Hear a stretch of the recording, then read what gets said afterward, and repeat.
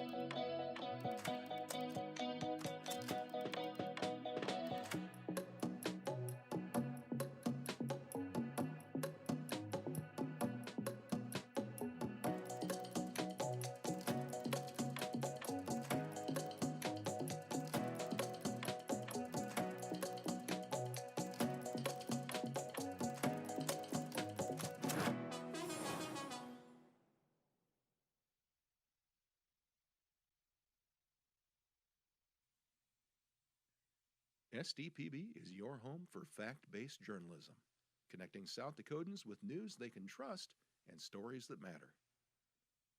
Good, useful, and full of wonder. SDPB.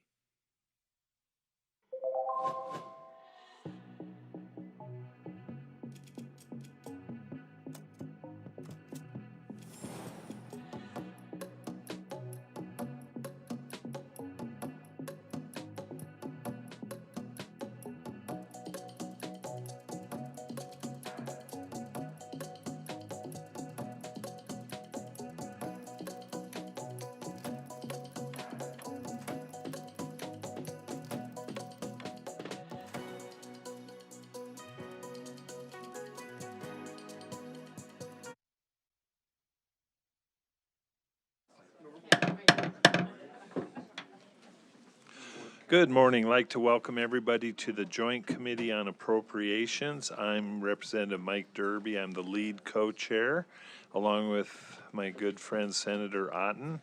At this time, as we do every morning, we start with the Pledge of Allegiance. Senator Otten, will you please lead us? I pledge allegiance to the flag of the United States of America and to the republic for which it stands, one nation under God, indivisible, with liberty and justice for all. Thank you, Senator. I'd like to welcome our internet listeners and those watching on South Dakota Public Broadcasting and remind everybody, please make sure your cell phones are off, and lobbyists must be wearing badges for the organizations they're representing. Testifiers must sign the guest register. If you need help doing that, we have pages here that can get you signed up. And all testimony and questions will be addressed through the chair. this time, I'd like to ask Secretary to please call the roll. Senators and Representatives, Ms. Gimmons. Here. Auk. Here. Casson. Moore. Here. Vilhauer. Carly. Here. Boyda. Here. Jorgensen. Here. Howard. Foster. Sharda. Here. Mucky. Here. Zickmund. Here. Kolbeck. Here. Norstrup. Here. Lapke. Here. Otten. Here. And Derby. Here. Mr. Chair, you have a quorum. Thank you very much. Do we have a minutes for approval? Representative Mucky, do you have some minutes for approval? Yes, I do, Mr. Chair. I move to approve the minutes of Wednesday, February 25th, 2026. Motion by Representative Mucky, second by Senator Voida. All in favor say aye. Aye. Opposed? Motion carries. And we've got some pages here this morning. If you could please come up and push the button and introduce yourself, where you're from, and future plans and your favorite hobby. Welcome. My name's Macy.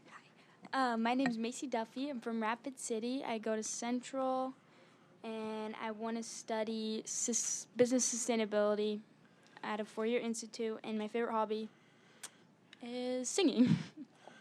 Oh, I have a question for you. You're a Duffy from Rapid City. Yes, sir. That name's very familiar.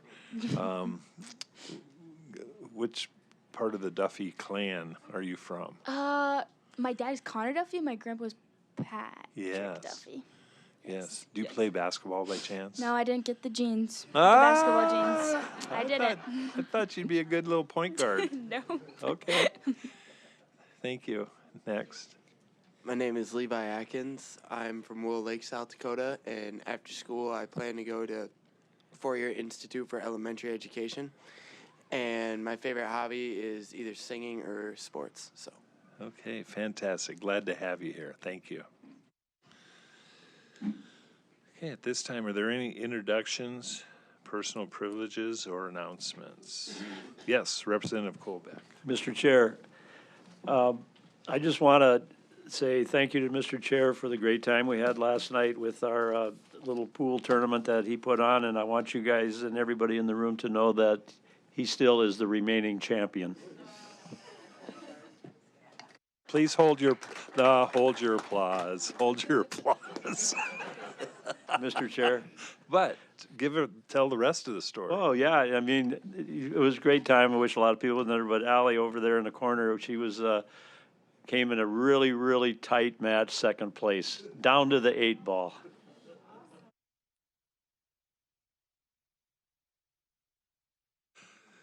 Thank you, Representative Kolbeck. Any other announcements? Okay, very good. We are going to move on to bill hearings.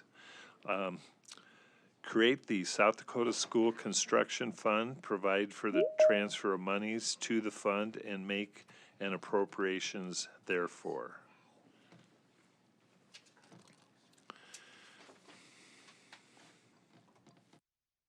Good morning, Representative.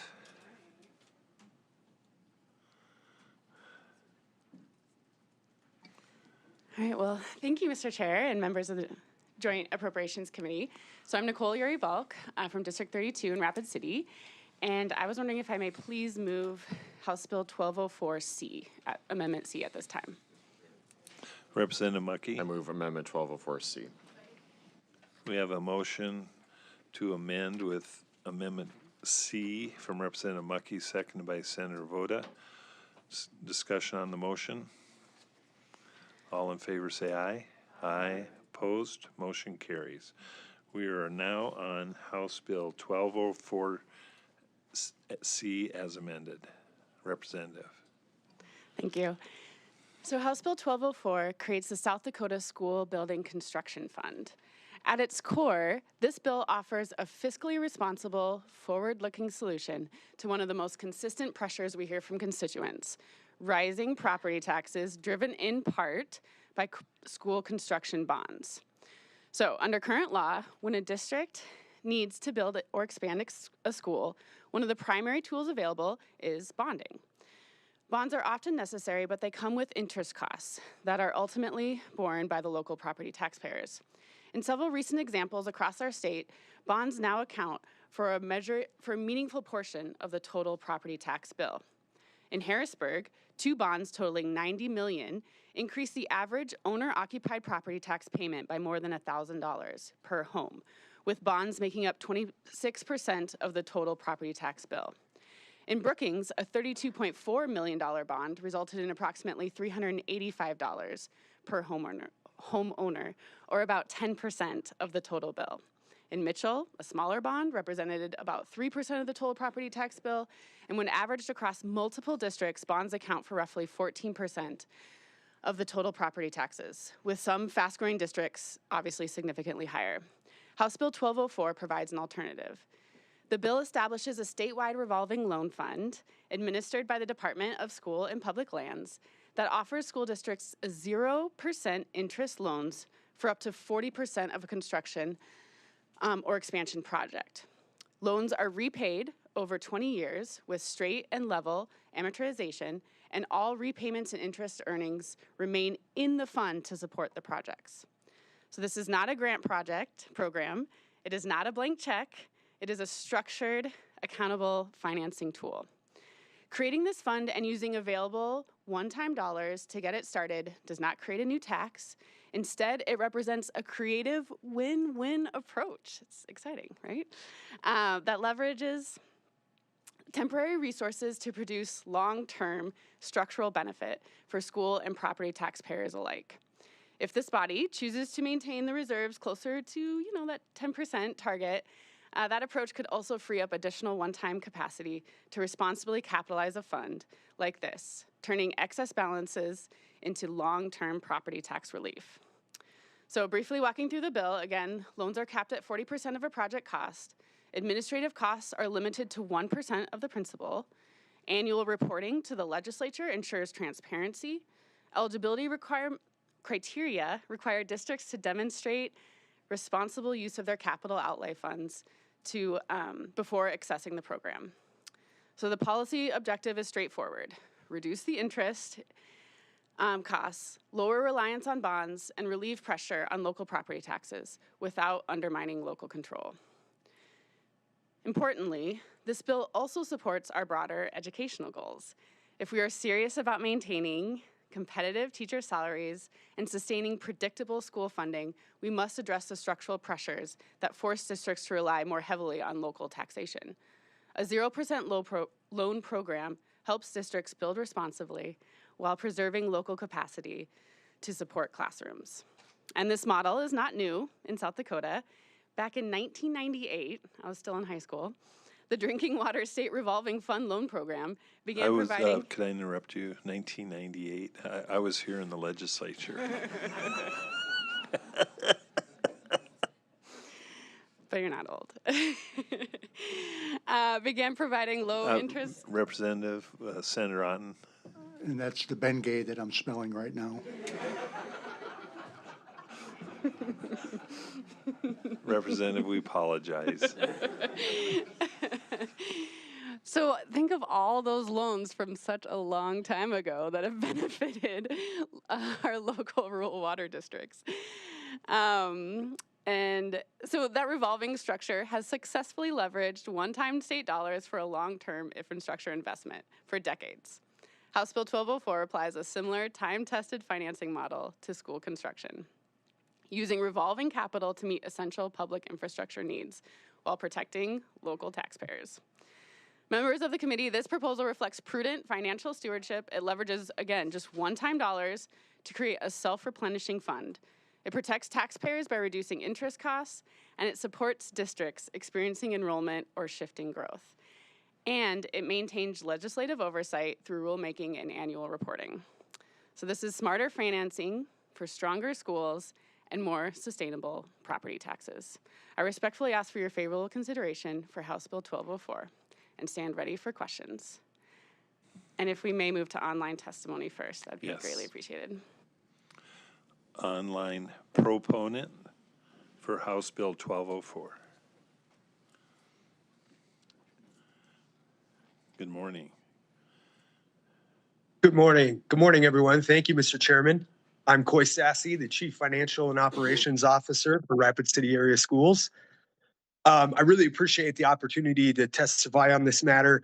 I think Representative Yuri Bulk did a great job in her explanation of the bill. I want to tell her I appreciate her and bringing a really fantastic program like this forward. I'd like to take the opportunity to provide some deeper financial thoughts around how HB 1204 would impact school districts and its stakeholders.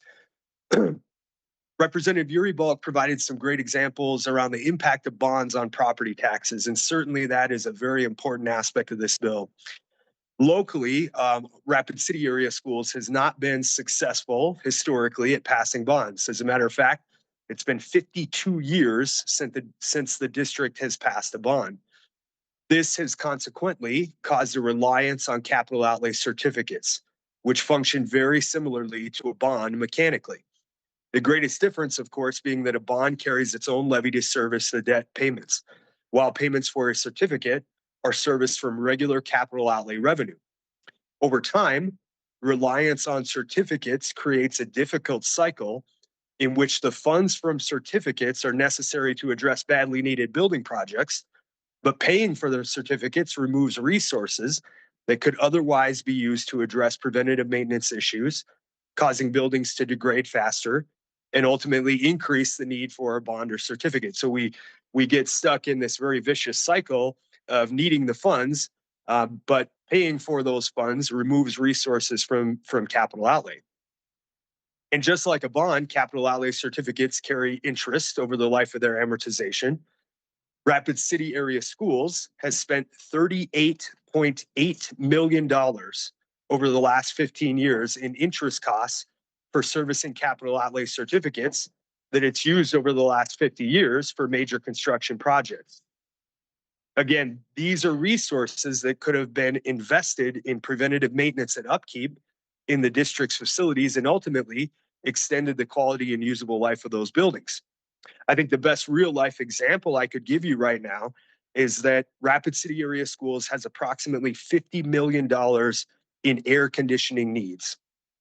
We have 13 schools with no or partial air conditioning systems. Now, sometimes the rebuttal we get to that is, well, you're only in school for a couple of weeks when it's warm. That's really not that big of a deal.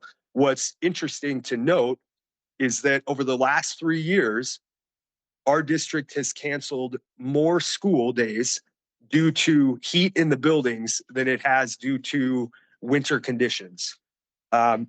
When classrooms get to an average of 80 plus degrees in those buildings, administration has to make a call on whether or not it's an effective learning environment. And we've canceled more school due to those heat days than we have any type of winter or other conditions. So it is an issue, and we could have made significant progress in addressing those needs or opportunities as opposed to spending that money on certificate interest. To give you an example with this program in particular on how that would impact the actual loan situation of a facility, right now, our CAS is in need of multiple new elementary schools. We project those costs at this point in the $50 million range per school. Excuse me. If the district were able to access a program like this to cover 40% of the cost, that would be approximately $20 million.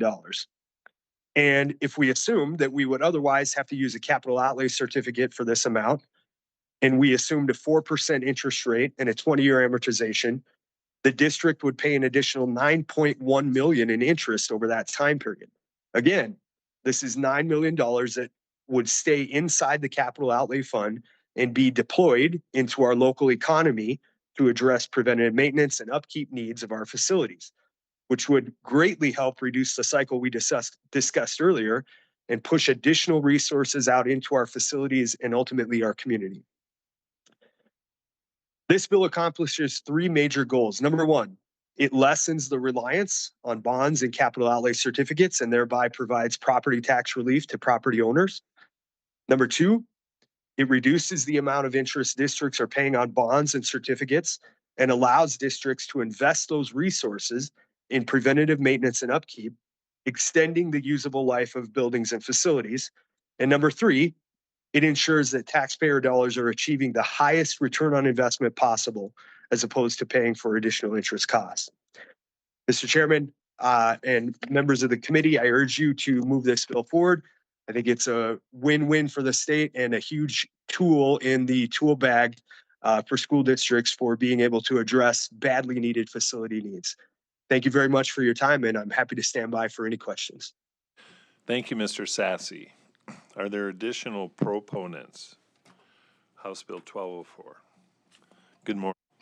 Morning, Mr. Chair, members of the Joint Appropriations Committee. My name is Sam Nelson. I'm a registered lobbyist for both the Sioux Falls and Rapid City school districts. I won't retread the ground my friend Mr. Sassy did in his testimony just a moment ago. But I would offer just kind of as a more broad overview. We have started as a state, I think, down a good path to thinking about ways we can very carefully and with guardrails in place and limiting how we use money, but assist local levels and units of government with low interest or no interest loans. We saw that with the school district out next to Rapid City. We've seen that in some other areas where we've thought about it. And if we are serious about taxpayer money and saving it, which I know most of you are in any form, this is a good way to use excess dollars for taking care of things that our local governments need and keeping money out of the hands of folks who are earning off of interest and in-state coffers. And so when you look at the bill, one of the things that I thought was good about it is what can it be used for? It gets down to saying a building that's used for academic instruction. So some of the things that, you hear concerns about other folks with opt-outs, we're opting out to build a sports complex or to pay money for scoreboards, et cetera. This bill, I think, does a good job of limiting these funds to what our school's primary purpose is, which is educating people. Anytime we can save taxpayers money and fund education, I think we should do it. Happy to answer any questions you have. Thank you. Thank you.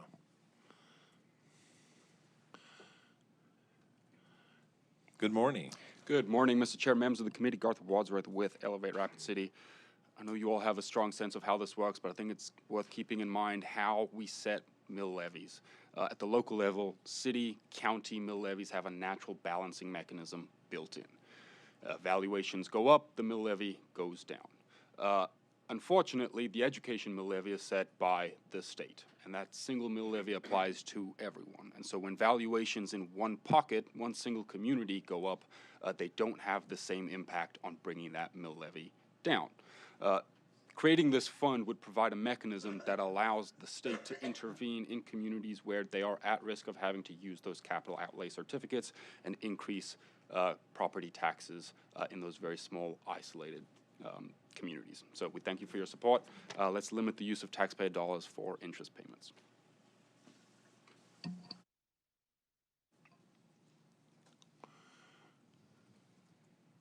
Good morning. Good morning, Mr. Chair, members of the committee. Sandra Waltman with the South Dakota Education Association. I don't think I have much more to add other than me too. I appreciate Representative Yuri Balk bringing in this very creative, forward-thinking solution, and we hope you would support the bill. Thank you.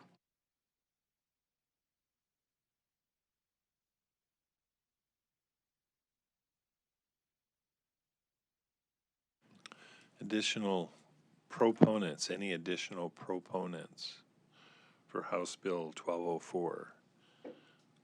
Seeing none, we'll move on to opponents. Are there any opponents?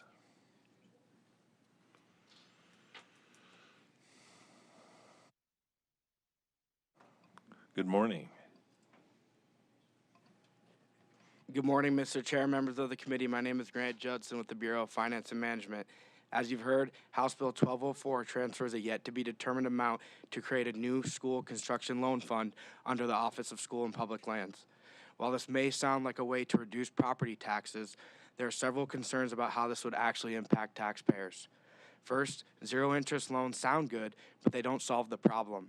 Even with zero interest, House Bill 1204 still creates a loan program that still has to be repaid. This means that districts must levy taxes in the same manner they do today to cover the principal payments over the next 20 years. The exact same methods used today to fund school construction would still be required under House Bill 1204. This bill doesn't replace financing methods. It just adds another layer of complexity with no clear savings or benefits to taxpayers. Historically, school construction has been left at the local level so that those districts and local communities can decide what makes sense for them. Creating a new loan program like this also raises questions about fairness to districts that have found other ways to fund these projects. Districts that have already issued bonds and are currently repaying construction debt receive no benefit, while others could secure subsidized financing simply due to timing. This results in inconsistent, unfair treatment. Additionally, establishing a loan program for school building projects carries substantial costs. School construction projects often cost tens of millions of dollars. This means that the state would have to invest substantial resources to capitalize the fund. For example, it will cost the Douglas School District $62 million to construct the new elementary school. The newest elementary school constructed in Sioux Falls cost $22 million. While Douglas would be excluded based on the criteria included in House Bill 1204, it does go to show the cost of school construction projects. If these two projects were provided loans of 40% of construction, there would have to be at least $33,600,000 in the fund. That's just for two projects. If this is intended to provide a statewide benefit, even more would have to be transferred into this new fund. House Bill 1204 also allows the Office of School and Public Lands to retain 1% of each loan for program administration. However, this creates an additional challenge. Because the loans carry a 0% interest rate and no ongoing revenue streams are directed into the fund, the available balance will decline over time as loans are issued. Here's the bottom line. This proposal would use statewide taxpayer dollars to subsidize construction for a few school districts, creates inequities among schools who have found ways to pay for this in the past, and doesn't provide real property tax relief for South Dakotans since loans still have to be repaid. For these reasons, we respectfully ask you to oppose this bill. Thank you. Additional opponents. Are there any additional opponents? Anyone online? Nope. Okay, we'll move on to rebuttal by the sponsor.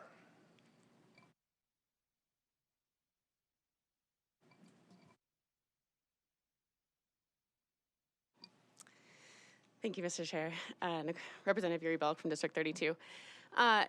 So in closing, this bill offers a practical and responsible path forward. Again, the focus is on saving those interest costs to taxpayers for needing additional funds on top of what is already given to schools through these different measures, different ways. And we did put in an exception for that those under 150 of school students or on the verge of consolidation and are not receiving sparsity funds, they wouldn't be able to qualify for the loan. But besides that, everybody else would be able to qualify for this. And moving forward, schools are going to be needing to do something different with their buildings. That need is always going to be there. And so we want to make sure that we open this up to, it will be available for everyone in the state. And again, depending on how much is put into the fund, and moving forward, we can continue to decide how that happens. Will increase eligibility or increase the schools that are available to apply for it. But the Commissioner of School and Public Lands will be able to determine if we do smaller loans for more schools or larger loans for maybe less schools. But they'll have that flexibility to be able to determine that. And moving forward with, if we're receiving federal block grants or anything like that, more money could be available. And we want to just be able to get this fund started and be able to start to invest in that possibility for schools moving forward. Thank you. Thank you. Open it up now for committee questions. Senator Howard. Thank you, Mr. Chair. Question for the Prime. So when a school currently goes out and gets a loan, do you know what the average interest rate is that they're going to be paying? So I think per testimony from Mr. Sassy from RCS, it's anywhere from 3 to 4% is kind of the average. Or, Follow-up. sorry, and it's on the sheet, I think 4 to 5, actually. Okay, follow-up. Follow. So the difference between 0 and 4 to 5, obviously the taxpayers would be saving money, correct? Correct. Thank you. Senator Vilhauer. Thank you, Mr. Chair. Representative, what's a ballpark figure that you think would be reasonable to try to establish this fund for it to do anything worth mentioning? Thank you for the question. That's a great question. I think, I think any amount is helpful. Again, whether it's $1 million or, even if they can decrease the amount that they have to ask for a bond, that helps save property tax dollars, correct? Ideally, Douglas did get a loan last year that was $15 million, so something like that would be nice. But looking at the number of schools, with a school costing about $60 million, ideally 30 million would be great, but we'll take just even getting the fund started and being able to have that capacity there if we want to pause monies and just putting it there. It could be earning interest. It could be, starting to grow, and then we could look at what level do we want to actually let the funds go out. Okay. Thank you. Representative Jorgensen. Thank you, Mr. Chair. For BFM.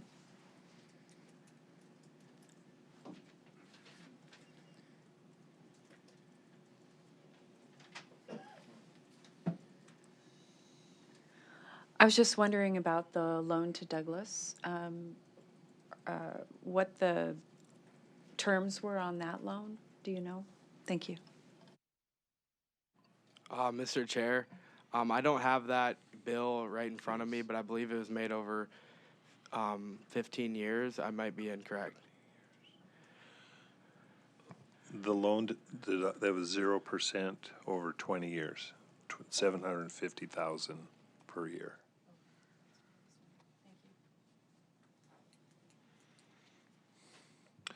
Additional questions? Any further questions from the committee? Okay, seeing none, we'll move on to committee discussion and/or action. Senator Howard. I would move due pass on House Bill 1204.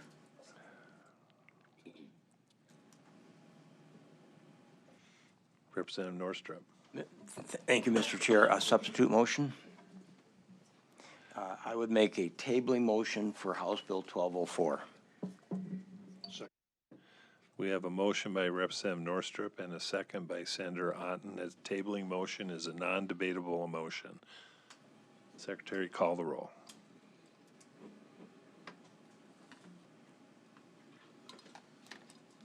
I love that bill.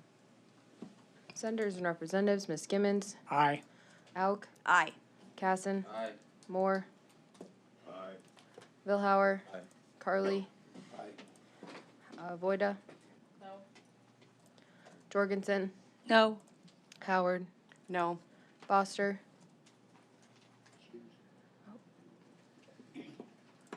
Sharda, Aye. Mucky, No. Zickmund, Colbeck, Norstrop, Aye. Lapke, Aye. Otten, Aye. and Derby. Aye. 11 yeas, 6 nays, 1 excused. Motion to table House Bill 1204 hereby passes. Okay, moving on to House Bill 1213. Make an appropriation for a statewide educator retention initiative.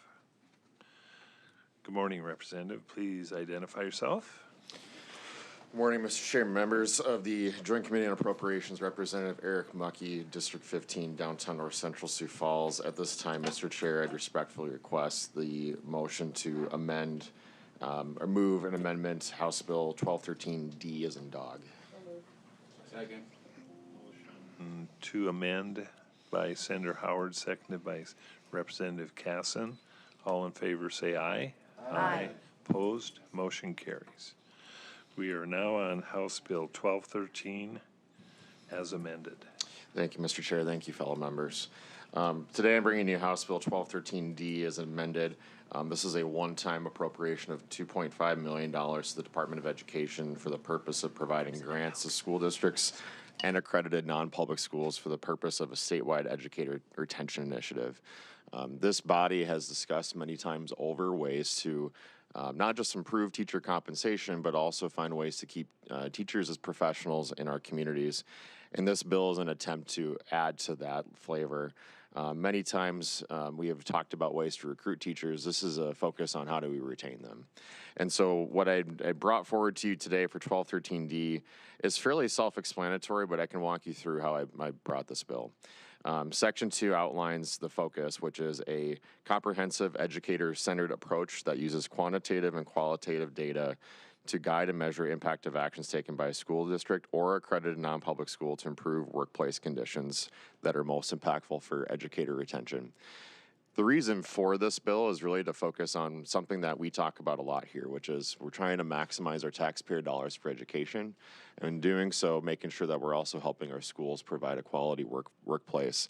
The focus of this in particular is to make sure that we're offering a service that's not just about compensation, but also non-compensatory ways to help schools at the local level make good decisions about how to keep teachers, add practices that are helpful for creating a healthy work environment, but also looking to bring data to light to the state of South Dakota. So I know when this bill was presented in House Education, there was some confusion. Is this a study? And it's not a study. However, the data I think would be valuable to us going forward. This concept was brought to me by a group that's done similar work, and I know I don't like talking too well of our neighbors to the north in North Dakota, but they have employed a similar initiative to this with great success, both in rural and urban environments. When you think about the cost basis of replacing a teacher in the workforce for a public or non-public school, that typical amount is somewhere around $20,000 just to have the cost of replacing that teacher, let alone bringing them into the system. When you talk about things that are going to help them, I wrote this bill intentionally to say, how do we help elevate educator voices? How do we reduce burnout? How do we improve daily working conditions? And do so in a way that gives schools choice in terms of who they would work with to employ such an initiative, while also holding accountable the Department of Education and any providers to provide reporting to Joint Committee on Appropriations, the committees on education each year, and make sure that we're providing flexibility to schools and making that choice.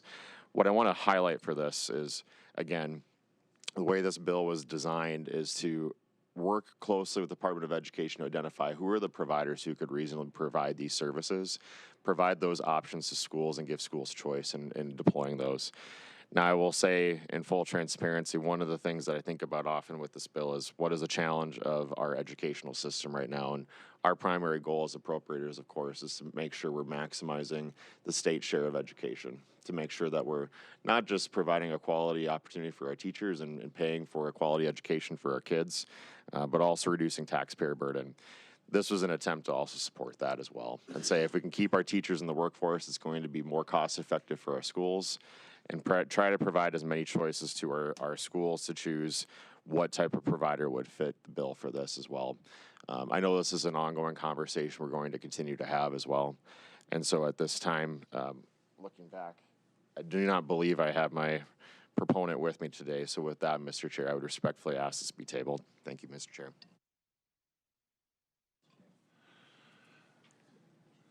Senator Voida. I would move to table House Bill 1213. Second. Motion to table by Senator Voida, second by Senator Howard. This is a non-debatable motion. Secretary, call the roll. Senators and Representatives, Ms. Skimmons. Aye. Auk. Aye. Casson. Moore. Aye. Vilhauer. Carly. Aye. Voida. Jorgensen. Aye. Howard. Foster. Sharda. Aye. Mucky. Aye. Zickmund. Colbeck. Aye. Norstrup. Lapke. Otten. Aye. Derby. Aye. 15 yeas, 3 absent. Motion to table House Bill 1213 hereby passes. Thank you. Moving on to Senate Bill 174, make an appropriation to defray the operational costs of school districts. Proponents. Morning, Mr. Chairman and members Good of the morning. Joint Appropriations Committee. I'm very happy to be here. As you all know, I am not Senator Dybert today, but he is ill, and I wish him well so that he heals. And I did check with Representative Derby and ask for permission to at least present the bill today. So thank you very much for allowing that opportunity to me. I want to start with a little bit of an analogy as to where we are with 174, but I have my own intern. I know the pages have done an excellent job here today, and they have throughout the session, but I have my own intern here in Rob Munson, and he's going to distribute a handout for you. I don't want the pages overworked. You got a lot of bills today, so I'll have him do that. And the fact is, the reason we brought this particular bill, it was a way to help schools with 3 areas that we have absolutely no control over. And those 3 areas are increasing significantly. And once you get the handout, and my intern can explain that when he testifies, those 3 areas make education different from the other 2 in the big 3. We always talk about they want to keep the big 3 together, but there are big differences also. First of all, with education, when we get state aid, and we're grateful for the state aid that we get from the state, we still have to pay the cost of our utilities, our health insurance, and the liability insurance for all of it. When you have the state employees, they're getting their health insurance. They don't have utilities to pay. When you have providers, they work on a methodology to move up, and over the years, I've supported that. And I think that's important because we have to pay our people or we're not going to get good people. And they've gotten a couple bumps over the years, in April one year and then when the general end of the year, fiscal year. But education now is in a unique spot. So we brought this bill at the very beginning when we were at 0%. And to get 0%, we swallowed hard and said, this isn't going to work at all, because we have additional costs in those 3 areas, plus the most important thing is with the teacher compensation bill. And we want to improve teacher salaries as we go. And consequently, we don't want to have to lose teachers to other states. And we're competing if I just want to compete in the Midwest area, we compete with North Dakota, Minnesota, Wyoming, Iowa, and they take our teachers, and you can get anywhere from $5,000 to $10,000 more for salary. And we want to hold our good teachers because we have excellent teachers in South Dakota. And I commend Representative Mucky to try to help us with the retention. And that might be a 2-year bill. Some things are 2 years around here, and I'm patient. I don't have unlimited patience, but I am patient. And that's the type of thing we have to look at. We're looking for solutions to our problems. Now, I understand where you are on the agenda, and I think many of you have heard of the program on TV called Survivor. And in Survivor, there are 2 islands that people, when they are in trouble, are sent to. They're sent to Exile Island, and they're sent to Redemption Island. Now, this poor little Bill right now is on Exile Island. And I was kind of hoping I would see a beacon in the forefront to bring me over to Redemption Island. But I am a realist. I may be stuck on Exile Island for quite some time. But I understand that. And the fact of the matter is, I live to see another day too. But I just want you to know that yesterday I sat in appropriations, and I don't always sit here all day in appropriations, but I did, and watched a number of bills get tabled, and I look for money. I'm kind of like a pseudo appropriator. When I need money, I look for money. And I saw some money floating around yesterday, and that was when I was on the island. And I think I'm still on the island, but money is floating here. And I think that once we hear what we actually are going to get for state aid, because I've heard 1% now, the governor's proposed 1%. Well, I'm sure I'm not surprising any of you, that's not enough for me right now. That just can't be enough for me because of all these other expenses. So I would ask that once you, and I know that this bill is headed in a bad direction, but I'll live for another day. But I want you to understand that there are a lot of differences when we start dealing with the big three. And I think this was one bill that we would have given schools some flexibility to put where they wanted. But I want my intern to explain a little bit about what those costs are, because when you go home and talk to your individual community people, your taxpayers, you're going to see the differences. So I'm going to, if I possible, I would ask for just a small favor to explain this briefly, Mr. Chairman. Thank you. Ms. Miller, a comment before that. That analogy of Survivor Island. That's the best analogy I've heard in a long time. Thank you. I'm going to use that in the future. Unfortunately, I'm stuck there right now, Okay. Representative Derby. I feel badly. I have no food, no water, no nothing. I'm just stuck there. So I would like my intern to please let you look at the stats, so when you take this handout home, you can explain to your people of costs we have no control over. Go ahead. Mr. Munson. Good morning, please Mr. Chair, introduce members of the yourself. committee. Rob Munson, Executive Director for School Administrators of South Dakota. First of all, I would believe the island that Ms. Miller on is maybe Gilligan's Island. Second, she referred to 2-year cycles around here. I would assume she's been through at least 30 of those 2-year cycles her time here in Pierre. I'd like to start my testimony with a question actually for the committee. Did any of you have parents growing up? And I ask that because I'd like to talk about my parents, specifically my father, who came home when I was about 16 years old with a brand new 1982 Corvette, which ironically was the same year that Representative Derby started using the Bengay we heard about a little bit earlier.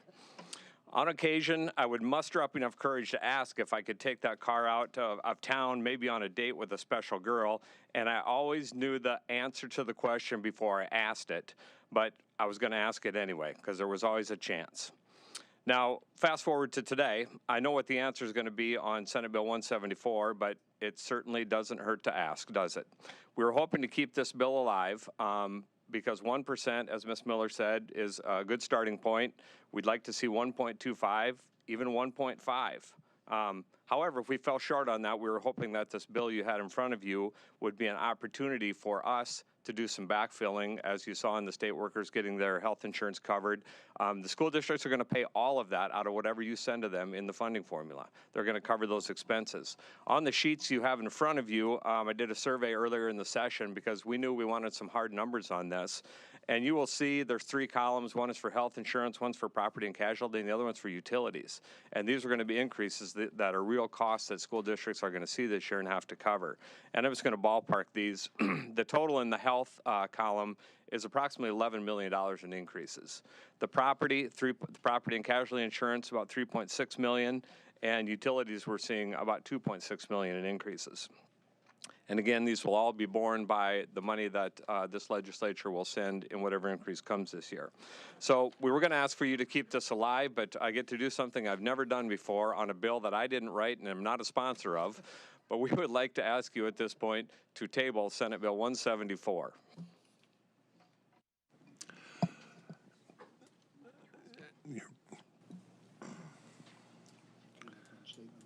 We appreciate that.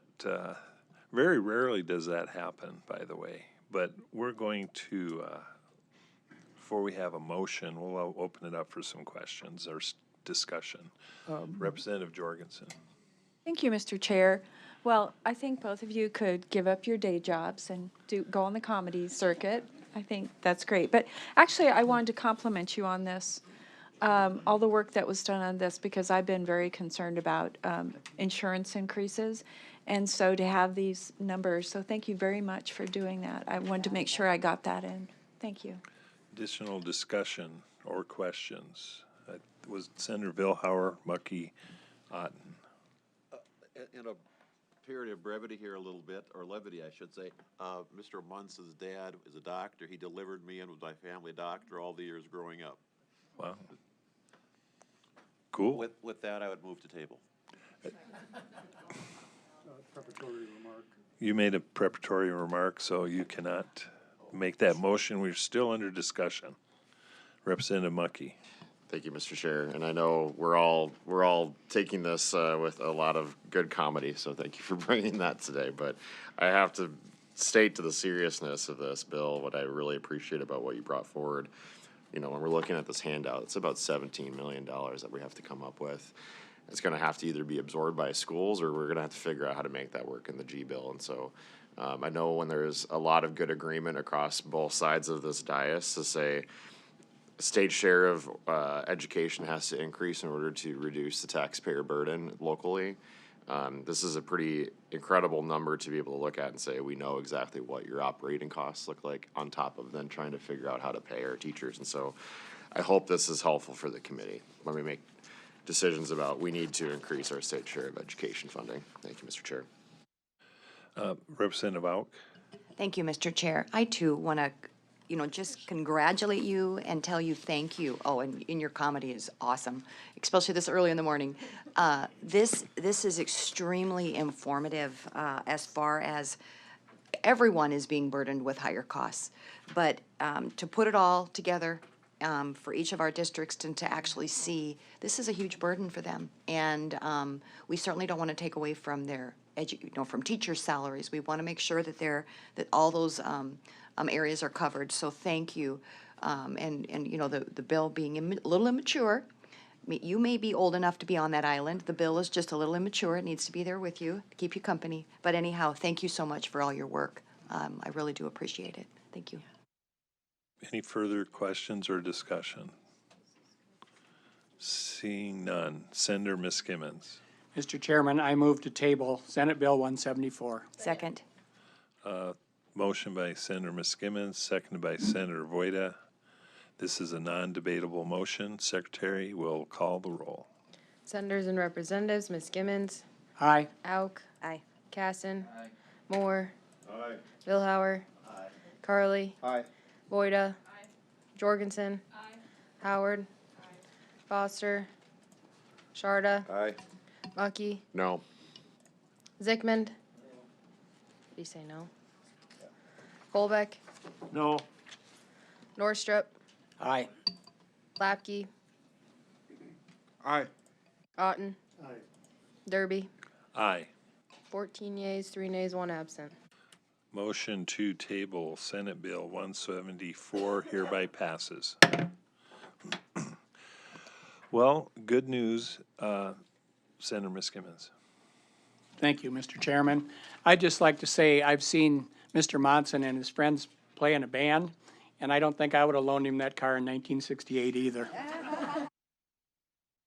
Representative Mucky. Mr. Chair, personal privilege. Yes. Thank you, Mr. Chair. So I know we tabled House Bill 1213 today. We tried to pursue this over a multi-year period, and I know, talking about 2-year bills, this is a concept, God willing, if I'm able to return this time to the South Dakota Senate, I'll be looking to bring this bill back. And so I do want to offer up Nathan Eklund, if you want to wave for us in the back of the room with Vital Networks.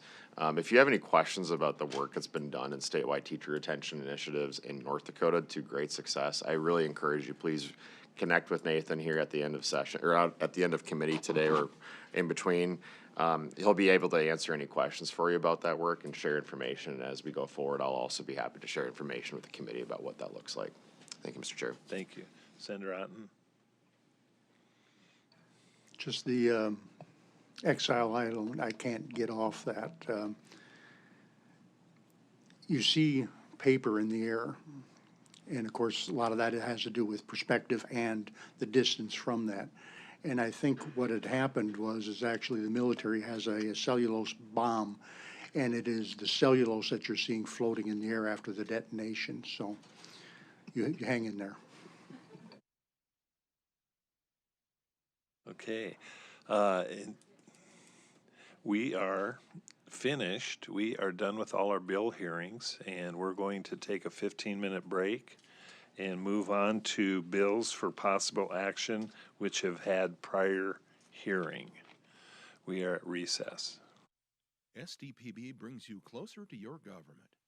with gavel-to-gavel coverage of the South Dakota legislature and in-depth reporting from Pierre. Good, useful, and full of wonder. SDPB.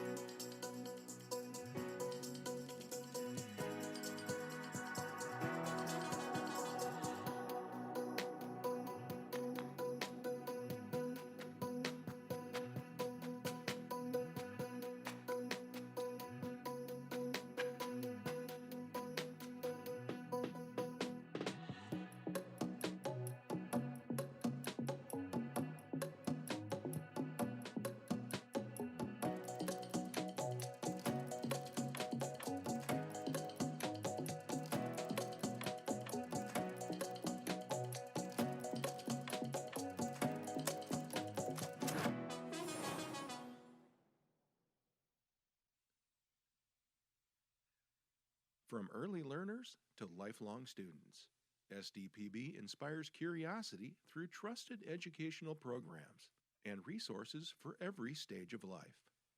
Good, useful, and full of wonder. SDPB.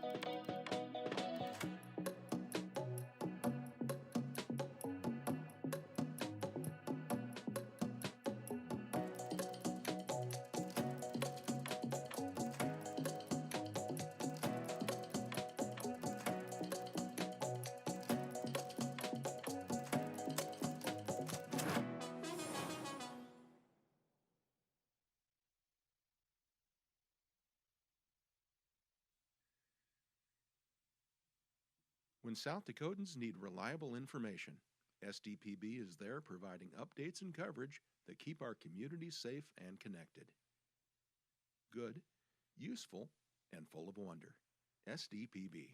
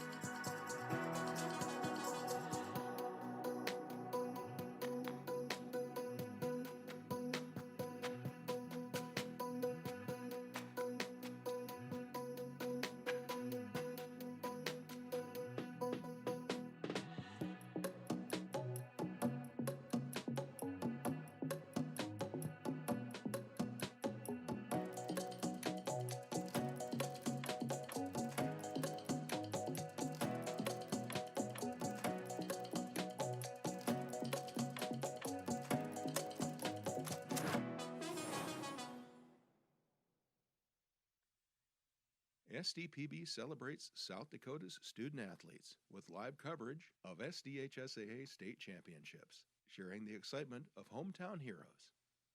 SDPB, good, useful, and full of wonder.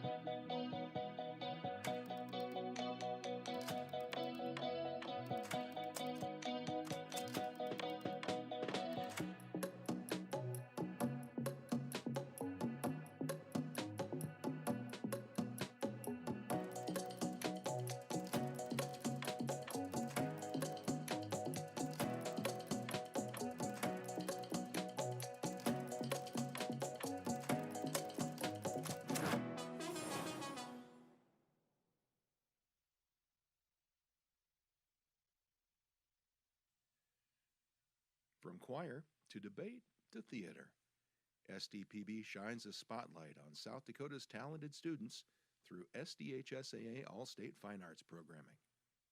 Good, useful, and full of wonder. SDPB.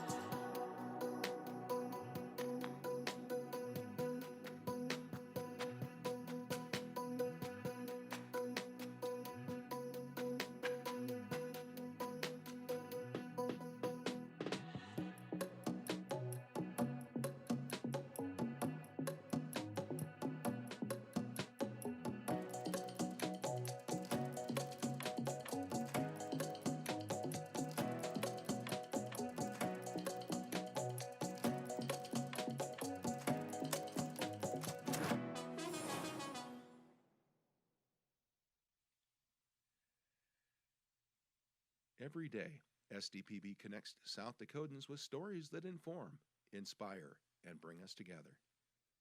SDPB, good, useful, and full of wonder.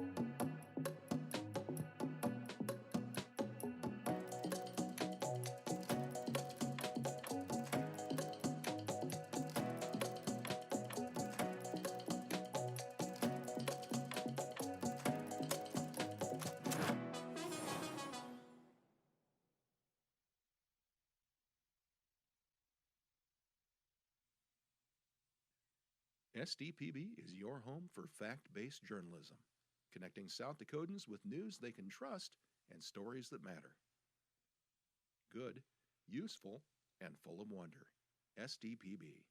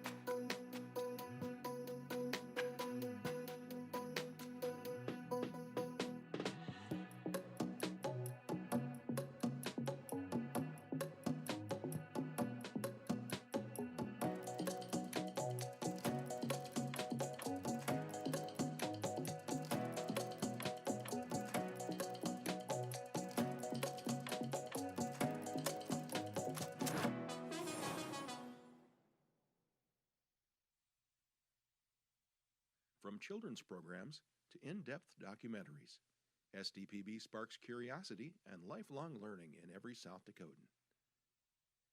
SDPB. Good, useful, and full of wonder.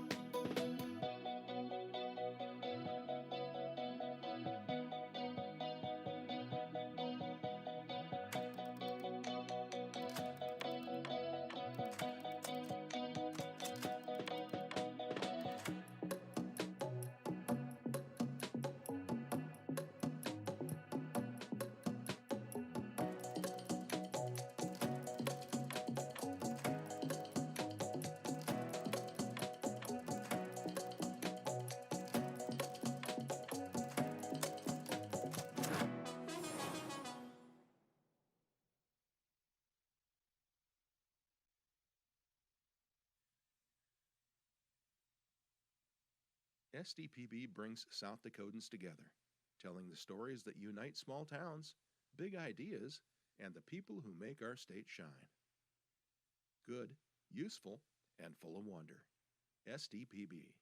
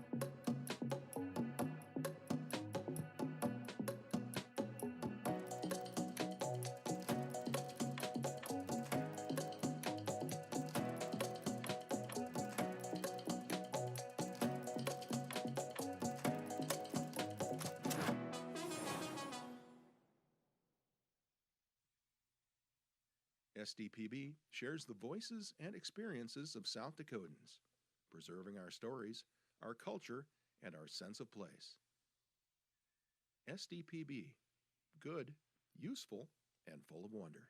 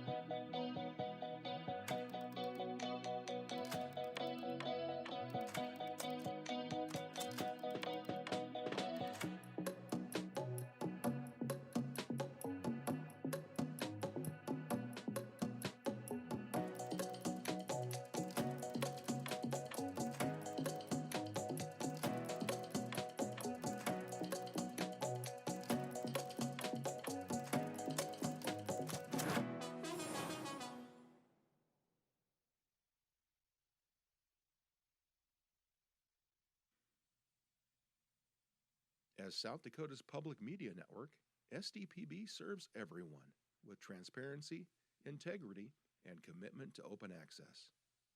Good, useful, and full of wonder. SDPB.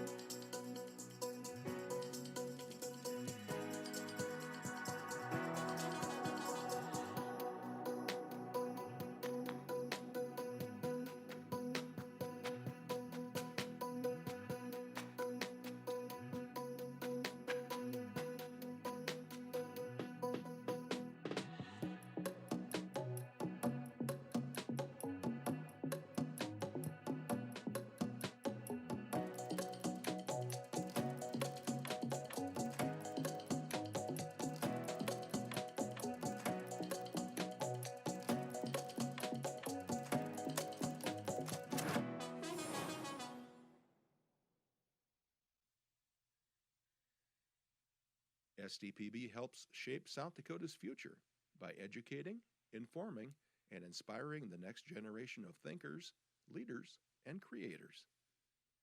SDPB. Good, useful, and full of wonder.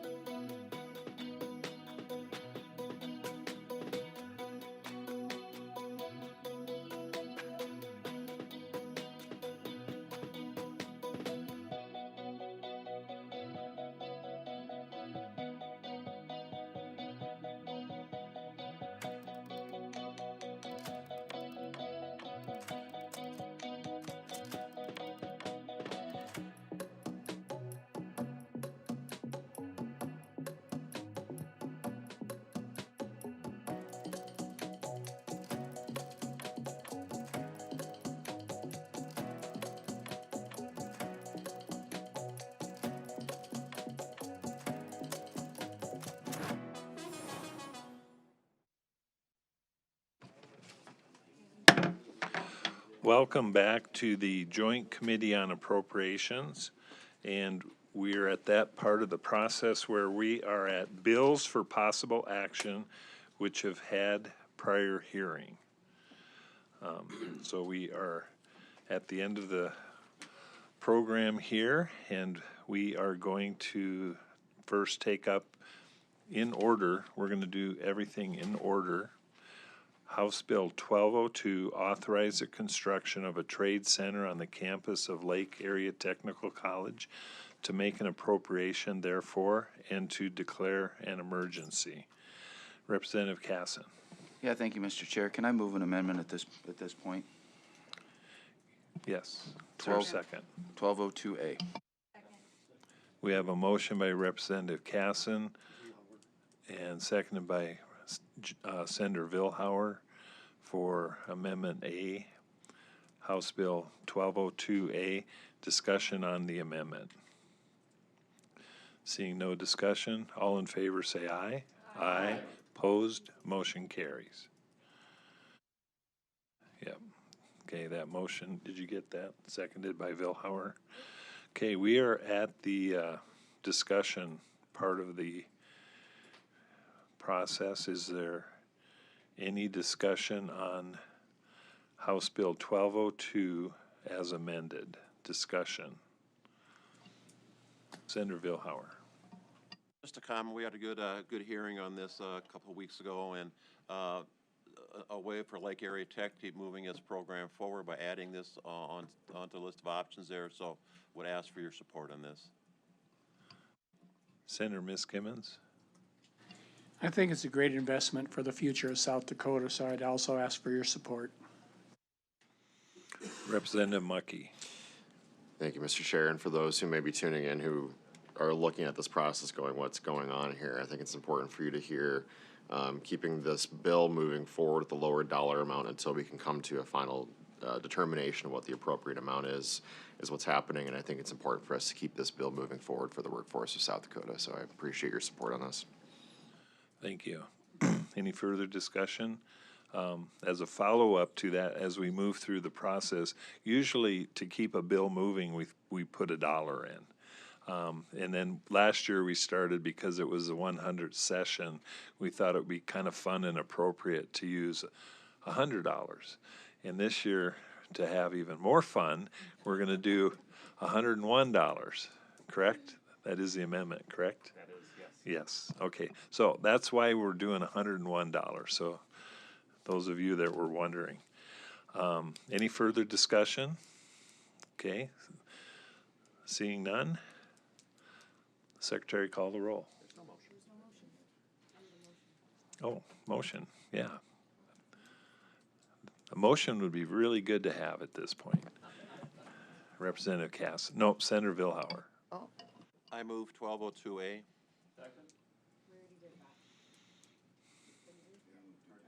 you need to. Do pass. I move do pass 1202A. Second. And we have a motion by Senator Vilhauer, second by Representative Hauk. Discussion on the motion. Seeing none, Secretary, call the roll. Senators and Representatives, Ms. Gimmons. Aye. Auk. Aye. Casson. Aye. Moore. Aye. Vilhauer. Aye. Parley. No. Boyda. No. Jorgensen. Aye. Howard. Nay. Foster. Sharda. No. Mucky. Aye. Zickman. Aye. Colbeck. Aye. Norstrup. Aye. Lapke. Aye. Otten. Aye. Derby. Aye. 13 yeas, 4 nays, 1 absent. Okay. Motion do pass on House Bill 1202 as amended, hereby passes. Okay, moving on to Senate Bill 37. Make appropriations for water and environmental purposes and to declare an emergency. Discussion. Senator Voida. Thank you, Mr. Chair.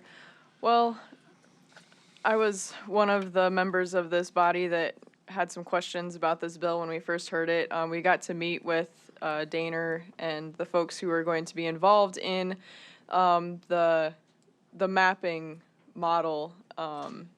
In section 2 of this bill, you'll see that there's $500,000 for this mapping model for wetlands. And I just wanted to make a public statement, and say that we had some good discussion with Daner. We do expect that before they get to the regulatory side of any of this, that somebody who is concerned about wetlands in the legislature will be involved in those discussions, and we'll be keeping an eye on it, but I will be supporting this bill, so I hope you do too. Senator Lapke. I'd just like to echo Senator Voida's statements. Being a farmer by trade, I have significant concerns and get a little bit alarmed when wetlands come up. That's been a contentious issue in agriculture. And after having good discussions, I appreciate the discussions and how forthcoming Danner was with the information. And so where we're at right now, they're just going to implement the mapping system that I think is all right. And before any regulatory type action would be taken place, they have guaranteed that the legislature will be included on discussions of that so that we can have our say. So I am supportive of the motion. Any further discussion Mr. on Chair. Senate Bill 37? Mr. Chair, I too was concerned about the $500,000 allocated for the wetland mapping. Anytime that, we see more government regulation of any kind intruding upon our freedom to farm, it is a concern, but being reassured by Senator Voyota and Lapke that this is something that Danner is going to take seriously and include the legislature, I am comfortable in supporting this bill. Thank you. Any additional discussion? Okay, we'll open up for action. Senator Voida. I move due pass on Senate Bill 37. We have a motion by Senator Voida, seconded by Senator Lapke for due pass motion. Any discussion on the motion? Seeing none, Secretary, call the roll. Senators and Representatives, Ms. Gimmons. Aye. Auk. Aye. Casson. Moore. Aye. Vilhauer. Carly. Pass. Voida. Jorgensen. Howard. Foster. Absent. Sharda. Aye. Mucky. Aye. Zickmund. Colbeck. Aye. Norstrup. Aye. Lapke. Aye. Carly. Aye. Otten. Aye. And Derby. Aye. 17 yeas, 1 absent. Motion do pass on Senate Bill 37 hereby passes. And Senator Voida, Senator Lapka, would you want to pitch that on the floor? Lapka. Okay, we are going to have Senator Lapke pitch that, and on the House side, who would like to do that? House side, Representative Auk, that'd be good. Okay, moving on to Senate Bill 69. Make an appropriation for the purchase of a new division of highway patrol plane and mission equipment and to declare an emergency. Discussion on Senate Bill 69. Senator Voida. Yeah, I think we had a very powerful hearing in this committee on this. I also know that folks from DPS did go and meet with the Aeronautics Commission. I know that that was a request from many in the legislature, so I will be supporting this bill. Thank you. Further discussion on Senate Bill 69? Any further discussion? Representative Jorgensen. Thank you, Mr. Chair. I also support the purchase of this new airplane. I think it's definitely a priority, and it's a safety issue as well. And so I think it's a good bill, and we should move forward. Thank you. Any further discussion? Representative Colbeck. Thank you, Mr. Chair. I'm also going to support this bill highly because the testimony that we had on this airplane and the aircraft and why it was needed, not only with the safety issue, but also talking to my highway patrolman and my sheriff's department and my city police in Sioux Falls, South Dakota, that this would be very useful for them in deterring any events that may have happened and I highly recommend your vote. Any further discussion? At this time, we'd entertain action. Senator Voida I move to pass on Senate Bill 69. and seconded by Senator Lapke. Discussion on the motion. Representative Mucky. Thank you, Mr. Chair. With respect for this bill, I will be voting no on this in committee. And the reason being is not because of my support for law enforcement. I have a very deep appreciation for the good police chief from Sioux Falls who came on and testified. The primary concern that I have going forward with this is that there is a large amount of concern from my constituents about the usage of this aircraft for Operation Prairie Thunder in our district. We do not have a lot of transparency, frankly, on where that's going for our district at this moment in time. What I think is also important for me to state, though, at the same time, is this aircraft is needed, this equipment is needed, our search and rescue needs across the state, our support for local law enforcement is needed. I just share my concerns about Operation Prairie Thunder at this time, and that I will respectfully be voting no, but I appreciate the movement forward. Thank you, Mr. Chair. Thank you. Any further discussion? Seeing none, Secretary, call the roll. Ms. Gimmons. Aye. Hauk. Aye. Casson. Moore. Aye. Billhauer. Carly. Aye. Voida. Jorgensen. Aye. Howard. Foster absent. Sharda. Aye. Mucky. No. Zickman. Colbeck. Aye. Norstrup. Aye. Lapke. Aye. Otten. Derby. Aye. 16 yeas, 1 nay, 1 absent. Motion do pass on Senate Bill 69 hereby passes. And Senator Voida, we'll have you carry that. And Secretary Perry, will you make sure Senator Voida gets a one-pager? And from the House, who would like to? Representative Colbeck. Okay, Voida and Colbeck. Okay, moving on. Senate Bill 79. Make an appropriation to the South Dakota Board of Technical Education to construct an advanced manufacturing laboratory space and classrooms on the campus of Southeast Technical College and to declare an emergency. Discussion, Senator Zickman.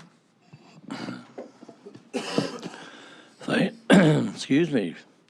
Thank you, Mr. Chair. Well, I think this is a very good bill, and, you know, I worked with these now technical colleges for 8 years and helped them do the buildings, et cetera, and so it's great to see the growth that we've seen with the technical college system, and more importantly, the services that they've supplied to our business and industry sectors. So this is a very good bill. I don't know if it's possible to make a motion or not yet, Mr. Chair. Well, do you want to hear some more good things or not?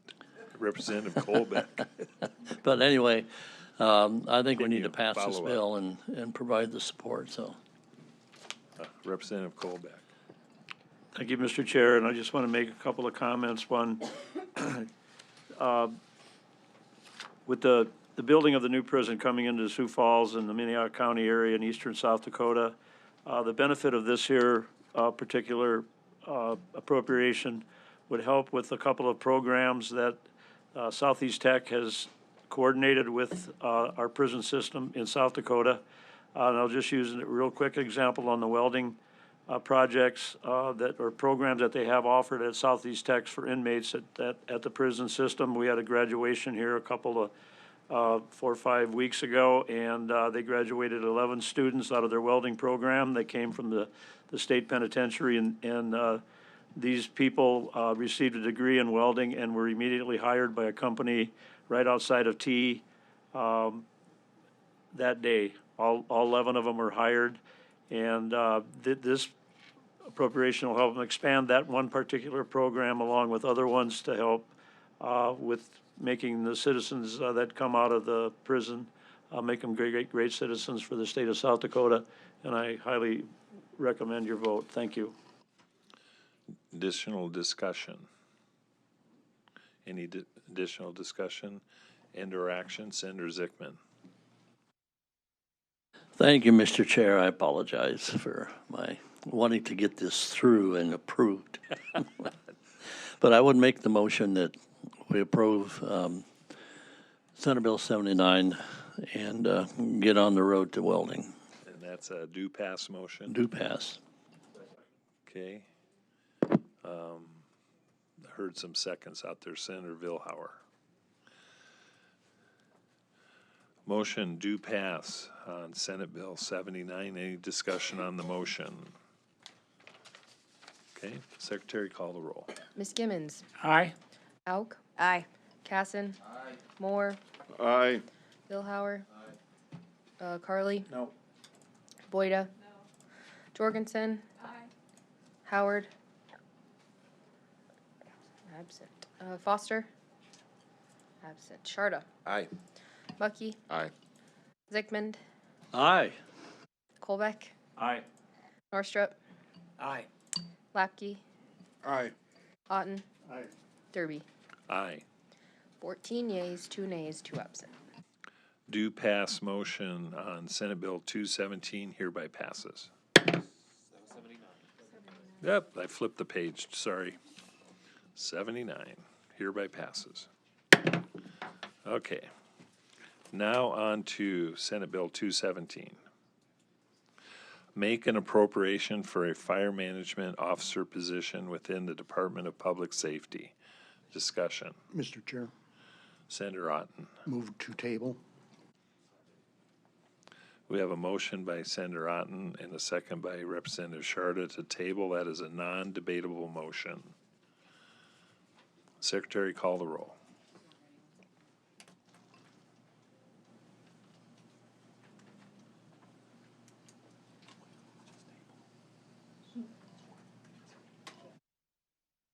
Ms. Gimmons. Aye. Auk. Aye. Casson. Moore. Aye. Billhauer. Carly. Aye. Boyda. Jorgensen. Howard.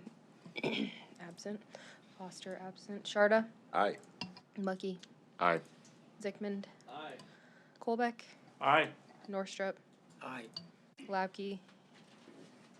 Aye. Otten. Aye. And Derby. Aye. 16 yeas, 2 absent.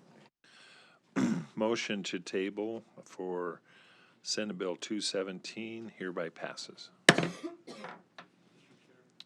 Yes, Representative Colbeck. Thank you, Mr. Chair. If you need somebody to speak on SB 79 on the House floor, I can do that as well. Oh, yep, good catch.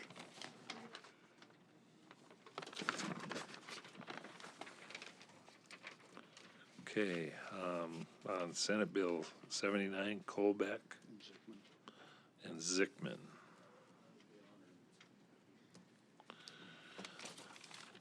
Good catch. Thank you. Okay, moving on to House Bill 1073. Provide for the creation of a cardiac emergency plan in every school and to make an appropriation therefore. Discussion. Mr. Chair, Representative Sharda. Section 2, it talks about annual training in at least 3 hours. It just sounds good, but it sounds like it could be a burden, so I'll be opposing it for that reason. Okay. Any further discussion? House Bill 1073. Yes, Representative Jorgensen. Thank you, Mr. Chair. I just want to say I really do commend the sponsor on this. I think, you know, her heart was in the right place. Sorry about that. But based on the feedback I'm getting from my superintendent and other superintendents is they basically have this in place. And if somebody doesn't have the equipment, there's actually grants out there for them to get it. And for that reason, I'm going to be opposing, but I think it's raised awareness, and I think that's been a really positive thing. Thank you. Any further discussion on House Bill 1073? Okay, we will open it up for action. Representative Mucky. Thank you, Mr. Chair. I move to pass on House Bill 1073. We have a motion by Representative Mucky, seconded by Senator Miskimmons, do pass motion, discussion on the motion. Thank you, Mr. Chair. So to highlight, I think it's important for us to focus on what this bill accomplishes. Working in partnership with our schools provides safety when it comes to heart conditions, but also looking ahead as a option of last resort for funding for schools who may or may not have an AED. And so for that reason, I'll be supporting this. Thank you, Mr. Chair. Any further discussion? Yes.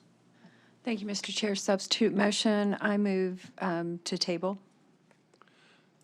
Motion to table, seconded by Senator Voida, correct?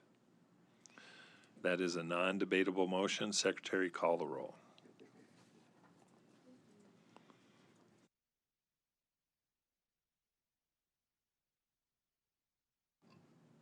This is a motion to table.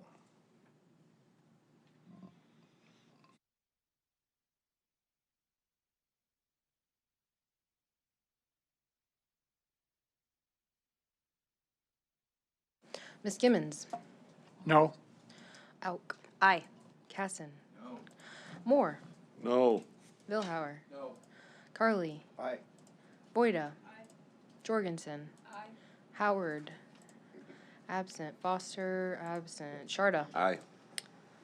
Mucky. No. Zickmund. No. Colbeck. Aye. Norstrup. Aye. Lapke. Aye. Otten. Aye. Derby. No. 9 yeas, 7 nays, 2 absent.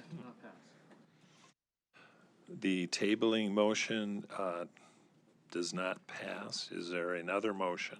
It was. We go back to do pass. Mr. Chair, We we will go revert back back to to the the original original motion do of do pass. pass. It's the first time that's happened all year, so. We do have a do pass motion from Representative Mucky and seconded by Ms. Gimmons. Discussion on that motion? Okay. Secretary, call the roll. Ms. Gimmons. Aye. Auk. Nay. Casson. Aye. Moore. Aye. Vilhauer. Nay. Carly. No. Boyda. No. Jorgensen. No. Howard. Absent. Foster. Absent. Sharda. No. Mucky. Aye. Zickmund. Aye. Colbeck. No. Norstrup. No. Lapke. No. Otten. No. Derby. Aye. Aye. Okay, so I have 6 yeas, 10 nays, 2 absent. Okay. The do pass motion fails. Now we'll entertain another motion, correct? Senator Carly, motion to the 41st day. Is there a second? Senator Voida, second. Discussion on the motion. We can take a vote. Thank you. Okay. Secretary, call the roll. Motion is to defer to the 41st day. Ms. Gimmons. Aye. Auk. Aye. Casson. Moore. No. Vilhauer. No. Carly. Aye. Voida. Jorgensen. Aye. Howard. Absent. Foster. Also absent. Sharda. Aye. Mucky. No. Zickmund. Colbeck. Aye. Norstrup. Aye. Lapke. Aye. Otten. And Derby. No. 10 yeas, 6 nays. Motion to defer to the 41st day for House Bill 1086. 1073, I keep moving up one. House Bill 1073 hereby passes. Okay, Chairman, get your act together here. Passes on House Bill 1073 to defer to the 41st day. Thank you.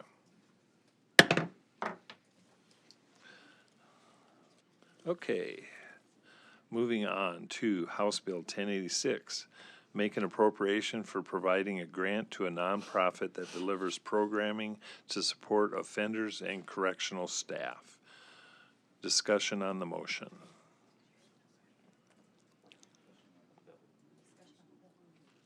Discussion on the bill. Thank you. Senator Voida. Well, this is one that I thought about kind of all weekend after we heard this bill. And I'm probably not going to be supporting this bill because I feel like we've had a lot of changes within the Department of Corrections, and I think that doorways are being opened up with the new secretary that were previously not available, and I think we have some time to kind of work out what is the best plan, and so I will not be supporting this bill at this time. Further discussion on House Bill 1086. Mr. Chair. Representative Auk. Thank you very much for the time. I too, after meeting the new secretary, Secretary Lamb, hearing from him, I believe we need to let him do his work. We need to let him come to us and ask us for what he needs. I believe this bill is premature, and I think that he has kind of a path in mind, and I will not be supporting this legislation. Thank you. Further discussion. Representative Colbeck. Thank you, Mr. Chair. I'm going to ask for your support on this bill, and I'm going to give you a couple of reasons why. One, I found out yesterday that over 100 prisoners a month are released into the Sioux Falls area when they have served their sentence. And I think this bill here would help with those people that are leaving the prison. I think this would give them some confidence and some, I don't know how to put that, but maybe some faith back into themselves to go out into the working community and become great citizens of the state of South Dakota. The second reason is because of the fact that Minnehaha County, the city of Sioux Falls, the citizens, the Highway Patrol, the police department, the sheriff's department, the citizens, the business people, and everybody stepped up and says, we've got the land, we've got the ability to build this prison here and take care of the people in South Dakota because it was something we needed to do. And this bill here would only solidify the fact that that community that has over 100 prisoners released into that community, that this here bill would give them a little bit more satisfaction that those prisoners that are coming out of there are going to be the best people that could come into the workforce in our state of South Dakota. So I ask for your support. Thank you. Further discussion. Representative Mucky. Thank you, Mr. Chair. On this bill in particular, I want to highlight, I think it's really important for us to continue to move forward with more immediate steps that we can when it comes to our recidivism and our rehabilitation efforts. Obviously, until the new men's prison is built, this is a direct impact on my district in particular when it comes to the state penitentiary. At this point in time, I'm the legislator living closest to the state penitentiary in District 15. And I think it's important for us to continue to invest in our inmates who are needing this type of programming. Whether there are questions on the structure of this, I think those are valid questions to be had. I think any effort that can help our Department of Corrections move forward is helpful, and for that reason, I'll be supporting the bill. Thank you, Mr. Chair. Thank you. Further discussion on House Bill 1086. Any further discussion? Seeing none, action. Representative Northrup. Thank you, Mr. Chair. I would make a do-pass motion on House Bill 1086. We have a motion by Representative Northrup, seconded by Representative Colbeck. Discussion on the motion. Mr. Chair. Yes. Without a doubt, over the last legislative session or two, prisons have been a big discussion point, and trying to find a way to do things smarter, better, and I believe this is would possibly provide that key ingredient that is necessary to give them more than a cell, which we've figured out that doesn't work. There's got to be a better way. So with that, I would ask for a yes vote. Thank you. Any further discussion on the motion? Representative Colbeck. Thank you. And just if there's any doubt in any people's mind on this committee on which way to vote, I recommend a yes vote, but I also want everybody to know that if this bill passes today, there will be an RFP issued. So therefore, there will be a number of businesses or nonprofit organizations that will be applying for that RFP to help out with the recidivism of our prisoners in the Sioux Falls prison. Thank you. Senator Howard. Thank you, Mr. Chair. Well, I would ask for a no vote on this, and it's because traditionally nonprofits, I would like us to get back to where nonprofits are actually nonprofits and are not becoming private-public partnerships all the time and requesting more and more taxpayer dollars. You know, I encourage every nonprofit to stay true to their original mission, go fundraise, provide the services that you want to provide, but so I would just ask for a no vote on this. Further discussion. Senator Miss Gimmons. Thank you, Mr. Chair. I'm going to vote yes on this bill, and the reason is something, Senator Colbeck said something pretty meaningful to me. First of all, I think with all the challenges of finding a home for the new prison, I want to give Sioux Falls a lot of kudos for stepping up to the plate and providing a place for our new prison. But with 100 prisoners per month released back into the community, I think to ensure the caliber of the quality of life for the citizens of Sioux Falls, this is a program that's necessary, that as they get released, that they are worked with to build a better future. And so I would encourage a yes vote on this, please. Any further discussion on the motion? Do pass. House Bill 1086. Seeing none. Secretary, call the roll.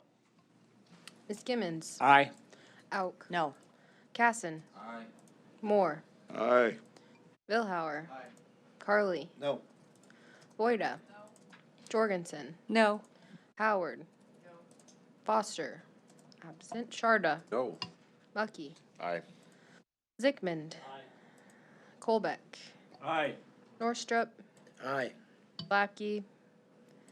Absent. Otten. Aye. And Derby. Aye.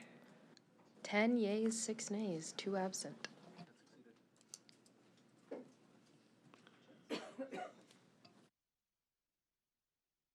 Motion do pass on House Bill 1086 hereby passes. House Bill 1200. Mr. Chair, Oh, wait a minute. Go ahead, Representative Auk. I have an amendment. Okay, all right. We're on House Bill 1200. Make an appropriation for victim services provided by nonprofit organizations. Representative Auk. I apologize, I kind of jumped ahead. No, Sorry about No worries, that. I've been doing it all day. Boy, we're just ready to get this all done, and I apologize, I don't even know what number it is. I make a motion to move 1200C, please. Motion to amend House Bill 1200 with Amendment C by Representative Auk, seconded by Senator Voida. Discussion on the motion. Yes, I would like to see this bill continue. I believe it is extremely important. We just passed a bill out of this body in reference to our prison population. Not that these two have any correlation, but these are the least of us, survivors of domestic violence, rape crisis centers, child advocacy, victim compensation programs, and I understand we want to make sure that nonprofits remain nonprofits, but this has been funded by this body in the past, and they are losing funding because of cuts from the U.S. Department of Justice, and are needing some help from us. And hopefully they won't need help from us forever, but this one-time funding will definitely help keep several of them afloat and continuing to offer those extremely important services to our women and children in our areas. Thank you. Okay, we have an amendment. Continued discussion on the amendment. I do have one comment. Would you like to describe what the amendment is? Yes, that would probably be a really good idea. I am asking for you to amend this bill to $101 in order to keep it going. Okay, thank you. Any further discussion on the amendment? Okay. All in favor, say aye. Aye. Opposed? Motion carries. Okay, we are back to House Bill 1200 as amended. Discussion. Any further discussion? Senator Vilhauer. Mr. Chair, I guess I would just say, looking at, being selfish, looking at the Watertown region, how critical this is that we retain the services that are being provided currently. I applaud the fundraising efforts that the Beacon Center in Watertown has done, but there's still a gap, and this is critical funding that they need. So I want to keep the conversation going within our full bodies to provide funding for this. Thank you. Okay. Further discussion. Representative Mucky. Thank you, Mr. Chair. I'm really grateful to see this move forward. I ask all of us to make sure that we get this passed. I think what's really vital for us to consider is that with cuts that have been made to our domestic violence shelter network across the state of South Dakota, you're talking about a group of organizations that are holding the line as they deal with a statewide $6 million delta annually. These are the folks that are providing care that would otherwise be placing these folks potentially in the hands of the state.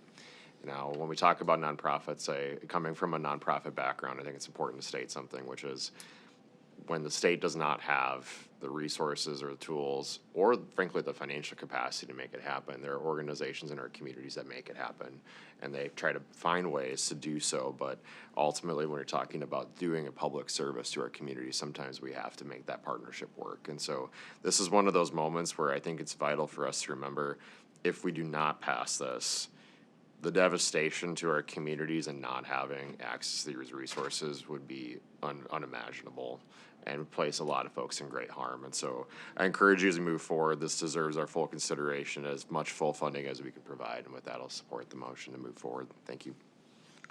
Senator Miskimmons. Thank you, Mr. Chairman. I think Representative Alk said the least of us. A lot of times it's all of us. The services here aren't to just the least of us. These are to our friends and neighbors, and these are critical services. The need has not gone away just because the federal dollars were removed a few years ago. So I would encourage your support to keep these services alive. Further discussion, Senator Howard. Thank you, Mr. Chair. This is a tough, I'm not going to deny this is a tough vote, but I will ask, where are our churches? And where are we as individual Christians? Why are we not stepping up and taking care of this need? Rather than, you know, yes, maybe every taxpayer out there would voluntarily give money to support these nonprofits. But that's not our role as legislators, to take money out of the hands of taxpayers for things that can be handled in the private sector, can be handled by charities, and should be handled that way. So thank you. I will be voting no, but it is a hard vote. I don't deny that. But I do believe, like Davy Crockett, if nobody has ever read Not Yours to Give, the story about Davy Crockett standing on the floor of Congress and voting against a donation to a war widow. Every dollar that we give out, we have to first take from someone else. So, thank you. Thank you. Further discussion? Any further discussion? Mr. Okay, seeing none. Representative Auk. Mr. Chair, I make a motion to pass. Motion by Representative Auk, seconded by Representative Colbeck. Discussion on the motion.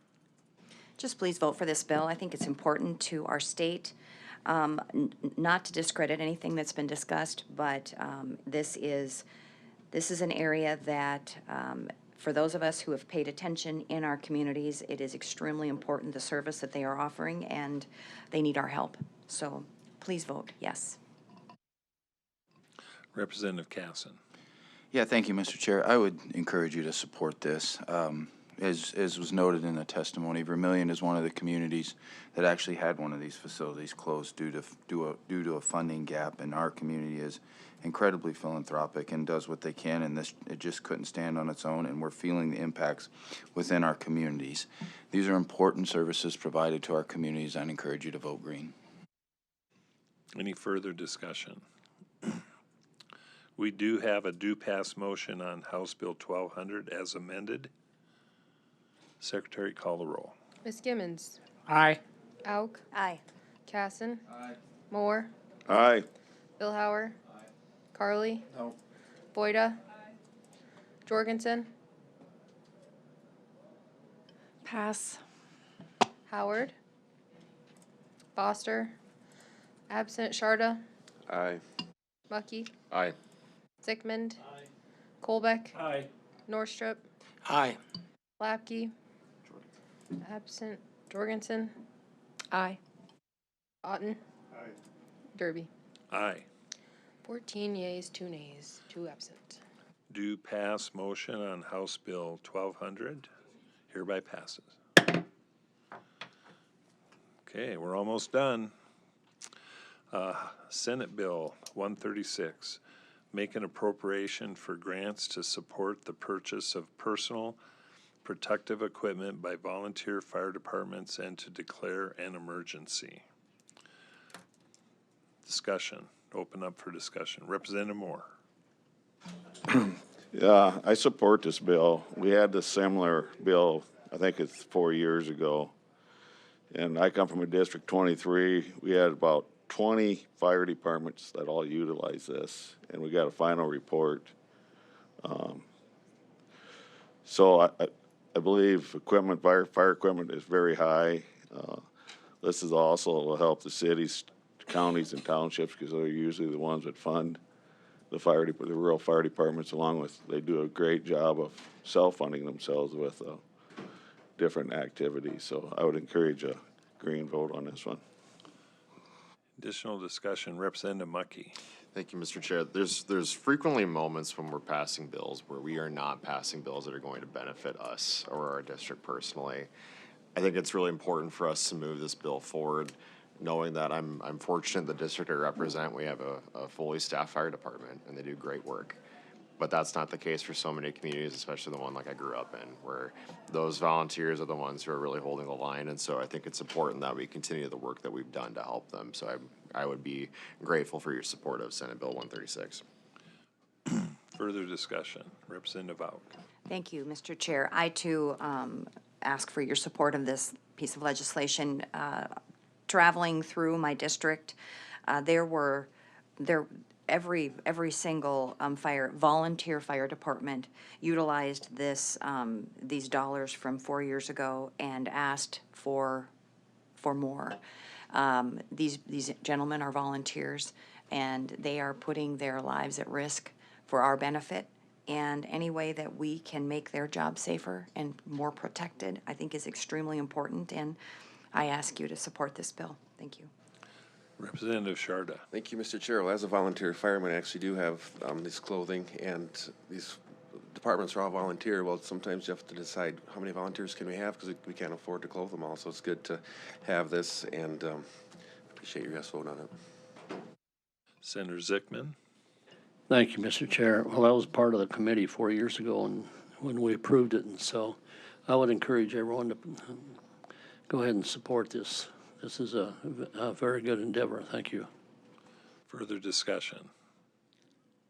Any further discussion on Senate Bill 136? Entertain a motion. Representative Mucky. Thank you, Mr. Chair. I move to pass on Senate Bill 136. And second by Representative Sharda. Discussion on the motion. Secretary, call the roll. Ms. Gimmons. Aye. Auk. Aye. Casson. Moore. Billhauer. Carly. Aye. Boyda. Jorgensen. Howard. Foster. Absent Sharda. Aye. Mucky. Aye. Zickmund. Colbeck. Aye. Norstrup. Aye. Lapke. Absent Otten. Aye. Derby. Aye. 16 yeas, 2 absent. Motion on due pass on Senate Bill 136 hereby passes. Sure, I can take that to the floor if you want. Okay.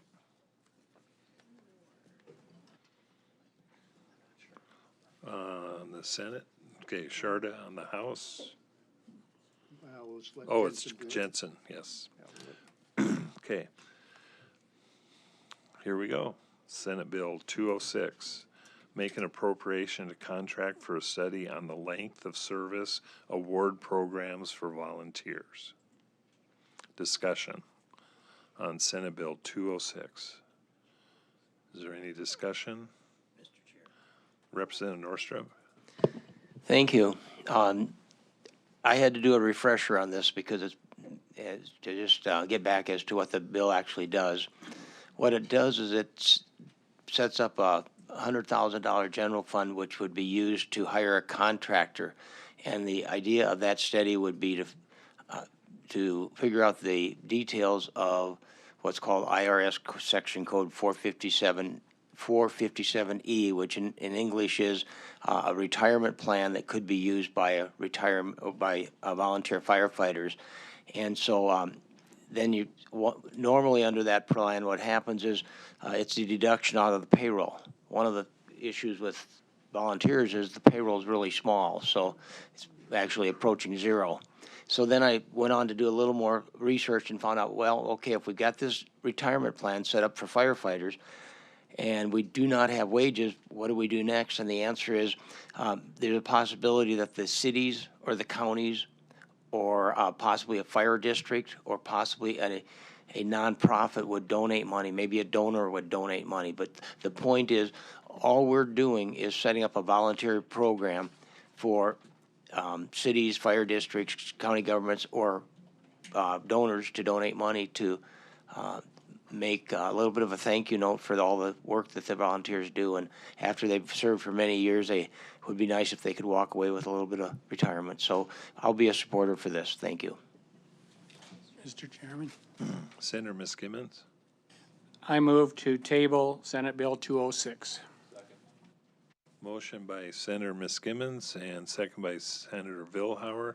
This is a non-debatable motion. Secretary, call the roll.